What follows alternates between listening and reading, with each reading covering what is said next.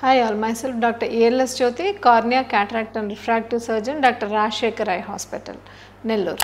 So corneal ulcer అంటే నల్లగుడ్డు చీమ్ పడితే ఎటువంటి లక్షణాలు ఉంటాయి, దాన్ని ఎలా డయాగ్నోస్ చేయాలో తెలుసుకున్నాం. సో దాని ట్రీట్మెంట్ గురించి కూడా తెలుసుకుందాం.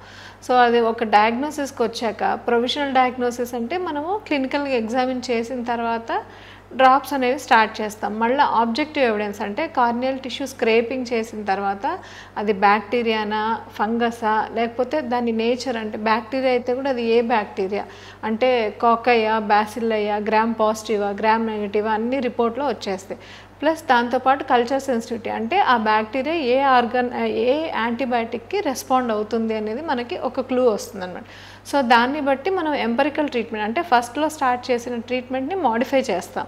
సో దాని ప్రకారంగా ట్రీట్మెంట్ మారిస్తే కనుక మనకి రెస్పాన్స్ అనేది బాగుంటుంది. నల్లగుడ్డులో చీమ్ అనేది తొందరగా కొన్ని రోజులకి లేదా కొన్ని వారాలు కూడా పట్టచ్చు కొంతమందికి, కానీ మెడికల్ ట్రీట్మెంట్తో తగ్గిపోతుంది. కానీ ప్రాపర్ డయాగ్నోసిస్, ప్రాపర్ ట్రీట్మెంట్ సరైన టైంలో జరగకపోతే నేను ఇందాక చెప్పినట్టు కాంప్లికేషన్స్ అనేవి జరుగుతాయి అన్నమాట. అంటే కార్నియల్ డెస్మెటోసీల్ అంటాము, లేదా కార్నియల్ పర్ఫరేషన్ అంటాము. కార్నియల్ ఇన్ఫెక్షన్ మొత్తము ఐబాల్కి అంతా కూడా స్ప్రెడ్ అయ్యి పానాఫ్థాల్మైటిస్, ఎండాఫ్థాల్మైటిస్ అనేవి ఉంటాయి.